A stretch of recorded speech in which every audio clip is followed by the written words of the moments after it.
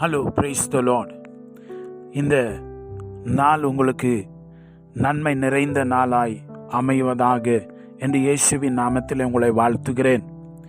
இந்த நாளுக்கான வேத வசனம் கொலோசியர் 3ஆம் அதிகாரம் வசனங்கள் 1 மற்றும் 2வது வசனம்.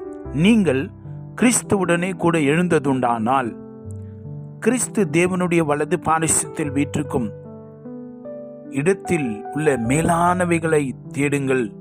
2வது வசனம், பூமியில் உள்ளவைகளை அல்ல மேன்மையானவைகளை நாடுங்கள் என்று இந்த வசனத்தில் கொலோசிய சபைக்கு எழுதினதை நாம் இங்கே வாசிக்கிறோம். இன்றைக்கும் தேவனாகிய கர்த்தருடைய வார்த்தை மிக தெளிவாய் அழுத்தமாய் சொல்லப்படுகிற ஒரு காரியம் என்னவென்று சொன்னால், you are filled with the resurrected power of Christ Jesus.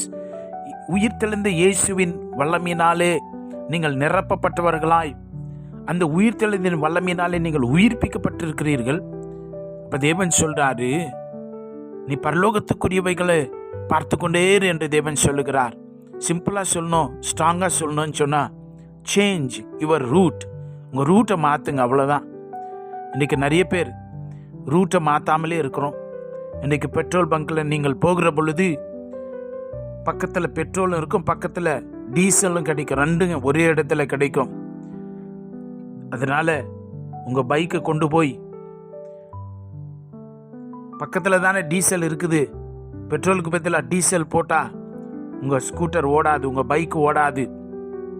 நாம ஆவிக்குரியவர்களாய், ஆவிக்குரிய தேவனாகிய சத்திய பரனாகிய ஜீவாதிபதியாகிய நம்முடைய இரட்சகராகிய இயேசுவை நமக்குள்ளே பரிசுத்த ஆவியாய் நம்ம கொண்டிருக்கிறோம். அவர் சொல்றாரு, நான் பரலோகத்துக்குரியவர்களாய் இந்த பூமியில உங்களை வைத்திருக்கிறேன். நீ இந்த பூமிக்குரியத நீ தேடாம, நான் உன்னை அழைத்த காரியத்தை குறித்து பரலோகத்துக்குரியவர்களை நோக்கி பார் என்று தேவன் சொல்லுகிறதை பார்க்கிறோம்.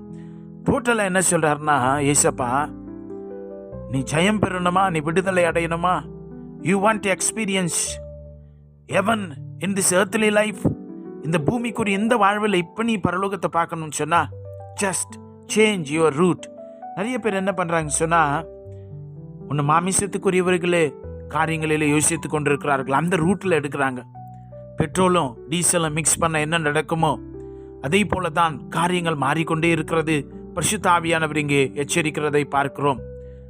நீங்கள் ரோமர் 8ஆம் அதிகாரத்தில் நீங்கள் வாசிப்பீர்கள் என்று சொன்னால், மாமிச சிந்தை மரணம், ஆவின் சிந்தையோ ஜீவனும் சமாதானமா என்று சொல்லி அங்கே வாசிக்கிறோம்.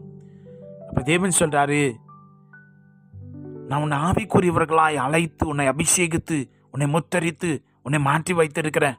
ஆனால் நீ மறுபடியும் தொடங்கும் போதெல்லாம் மாமிசத்திலே தொடங்குறியே, மாமிசத்தின்படியே போய் கொண்டிருக்கிற அந்த ரூட்டை மாத்து என்று சொல்லுகிறார். Very simple and strong.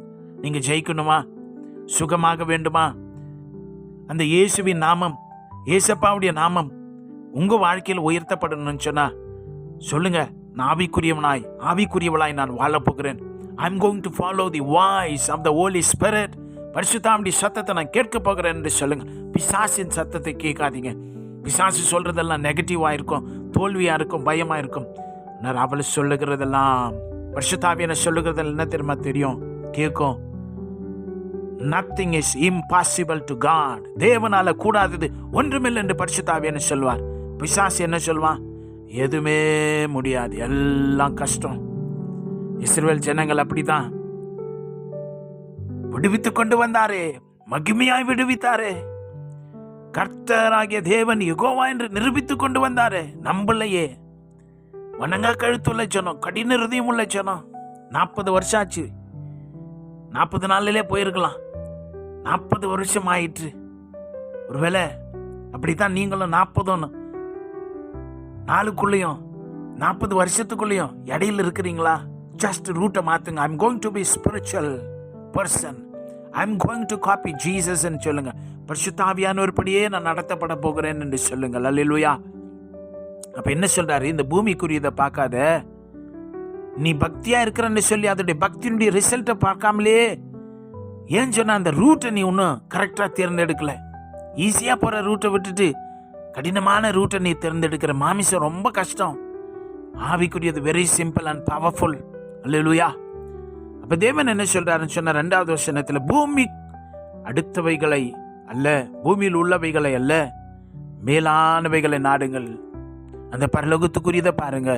எபேசியர் 1:3 வசனத்துல நான் வாசிக்கிற பொழுது, அந்த வசனத்துல வாசிக்கிறோம், அந்த மகிமையின் தேவனாகிய கர்த்தர் நம்மை எப்படி கனப்படுத்தி மேன்மைப்படுத்தி இந்த பூமியில யாருக்கும் இல்லாத பாக்கியத்தை நமக்கு கொடுத்திருக்கிறார். அல்லேலூயா. நம்முடைய கர்த்தராகிய இயேசு கிறிஸ்துவின் பிதாவாகிய தேவனுக்கு ஸ்தோத்திரம். அவர் கிறிஸ்துவுக்குள் உன்னதங்களிலே ஆவிக்குரிய சகல ஆசீர்வாதத்தினாலும் நம்மை ஆசீர்வதித்திருக்கிறார். உன்னை ஆசீர்வதித்திருக்கிறார். Now we have to see it in a practical way. உங்களை ஆசீர்வதித்திருக்கிறார். இப்போ நீங்கள் அது கண்ணார பார்க்கணும், கண் கூட பார்க்கணும்னு சொன்னால் ஜஸ்ட் ரூட்டை மாற்றுங்க. ஏன்னா அது ஆவிக்குரிய ஆசீர்வாதம். நீங்கள் தேடுற அந்த மைண்ட் செட்டில் அது கிடைக்காது.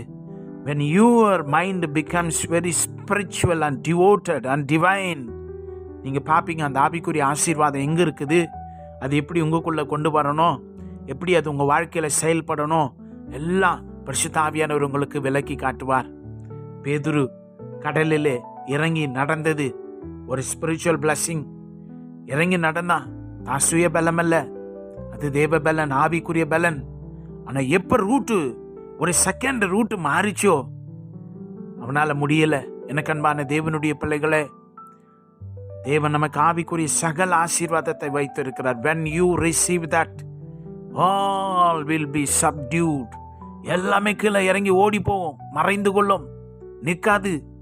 காரணம், இந்த ஆவியாயிருக்கிற தேவன் மகா பெரியவராயிருக்கிறார். அல்லேலூயா. உங்க ரூட்டை மாத்துங்க. Are you spiritual are still you are Cornell? மாமிச சிந்த வாழ்க்கையே வாழ்ந்து கொண்டிருக்கிறீங்களா? பரிசுத்தாவே சொல்ல, நான் துக்கப்படுறேன். நீங்க மாமிச சிந்தையே இருக்கிறீங்களே, மாமிசமா பேசுறீங்களே, மாமிசமாவே யோசிக்கிறீங்களே. I feel very sad. பரிசுத்தாவே சொல்றாரு, come on, I am there to help you. நான் உங்களுக்கு உதவி செய்ய விரும்புகிறேன். பரிசுத்தாவே நிறைய வாஞ்சி அதுதான். நம்ம எல்லாம் ஆவிக்குரிய 100% ஆவிக்குரியவளா இந்த உலகத்தில் வாழுங்க. அந்த பரலோகத்தின் தேவனை இந்த உலகம் காணும்படி செய்வோம். கர்த்தர் உங்களுக்கு ஜெயத்தை வைத்து, யூ ஆர் எ பிளஸர். நான் சொல்லுங்க, I am a blessed person. The blessing is on me, the blessing is in my life. என் குடும்பத்து மேல ஆசீர்வாதம் இருக்கிறது, என் மேல ஆசீர்வாதம் இருக்கிறது, என் எல்லைகள் ஆசீர்வதிக்கப்பட்டிருக்கிறது, என் எதிர்காலம் ஆசீர்வதிக்கப்பட்டிருக்கிறது. இயேசு ராஜா என்னோடு கூட இருக்கிறார். நான் ஆசீர்வாதமான ஒரு வாழ்க்கை வாழுவேன் என்று சொல்லுங்கள். இயேசுப்பா உங்களுக்கு உதவி செய்வார். நாம் ஜெபிக்கலாம். பரலோகத்தின் பிதாவே, இந்த வார்த்தைகளுக்காய் ஸ்தோத்திரம் ராஜா. நாங்கள் ஆவிக்குரியவர்களாய் அழைக்கப்பட்டு அபிஷேகித்து எங்களை விடுவித்து இருக்கிறீரே.